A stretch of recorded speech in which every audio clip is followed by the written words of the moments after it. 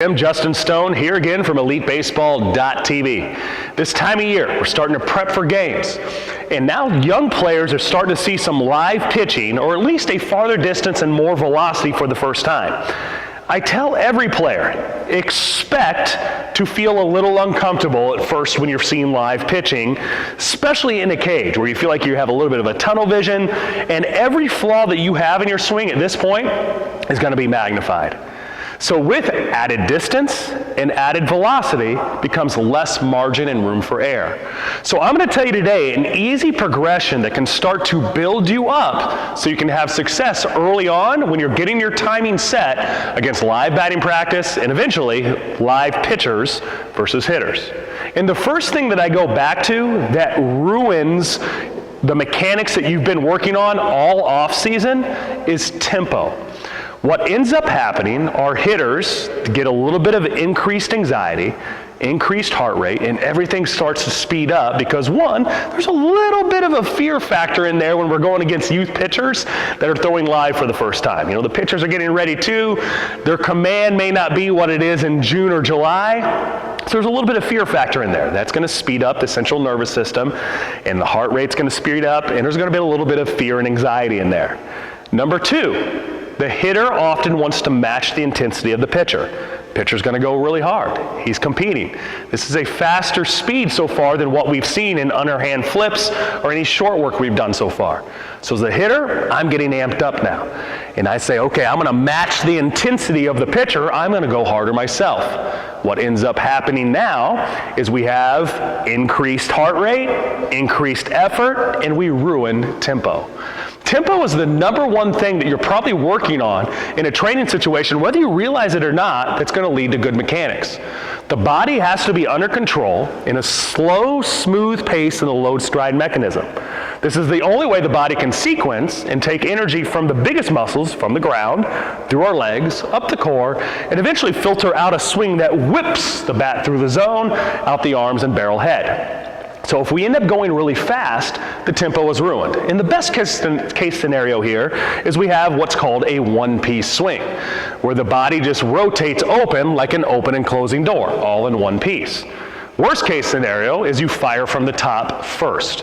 And so now our arms are trying to power the bat, and nobody's arms are strong enough to do so, but this lengthens the swing and creates a longer swing arc and pattern to the ball, ends up getting the player jammed oftentimes, but the bat is in and out of the zone very quickly, very limited success. So what we have to do is get players to be comfortable slowing down, creating good tempo in the batter's box against live pitching or live batting practice, and here's a way that we can do this really easily. Number one, has nothing to do with live pitching. Get the coach behind the L screen. Get him to go through his entire pitching motion, whether that be through the windup or the stretch, and have the player hit a ball off the tee upon the pitcher's release. Now the coach needs to be behind the L screen still for protection, but as he releases the ball, the hitter should have his forward advance matching up with pitcher release. The coach or person behind the L screen can give feedback then whether you are on time, late, or maybe even too early.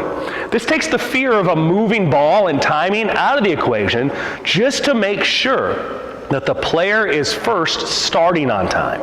Because if the player doesn't start on time, all the mechanics you're working on, you could work on them until you're blue in the face. But they are not going to help if you put a smaller timing window in place of giving the player enough time to go through their entire slow, smooth load stride mechanism. Next, watching bullpens. Whether you stand into the bullpen or not, or just get 15 feet to the side and watch young pitchers throw a 20-pitch bullpen, you're getting some resemblance of timing. Better yet, put a bat in their hands, get them closer to the batter's box, and try to get them some slow, smooth, stride foot timing up on that pitcher, and you could start to see some spin, pitch shape, and trajectory. You remember that the brain creates a file of every pitch it's ever seen. So whether you're swinging at those pitches or not, the brain remembers and starts to time up the perceived contact of those pitches by just watching them. That's why one of my future projects here is trying to narrow the gap of when young players can start to learn how to hit off speed pitches by using virtual reality. That's another subject, and I'll get to that in a future gym post here. But watching bullpens is really going to be helpful for you guys and start to get your stride foot timing, slow down your tempo, and better yet, get comfortable in lowering the heart rate, lessening the anxiety, because you've seen quite a few pitches before you get in there into a live situation. Those are some things that I really like that I think once you step in the batter's box by doing those two things first will give you easier success, let you breathe easier, control the tempo, and now finally you can take the swing you've been training with all off season into a competition setting. If you find that you get into that competition and that the magnification of that speed of the pitch is still increased so much that it's exposing your flaws, that's where the coach steps in. That's a teaching moment for you that you can say, okay, these things that we were working on, I was telling you about, you could do it off the tee, but you see how that shows up when we go live. When you have those situations, that's a perfect time to reinforce the things that you've been doing all off season as a coach and help your players. If you need a little guidance on what those swing flaws are and what drills that need to go with them, this is a great time to check out our drill filter on elitebaseball.tv. Whatever perceived flaw you think you have, we'll give an explanation of the flaw and 3 or 4 drills that will go along with it. That will speed up the training process as you get into your live competition setting.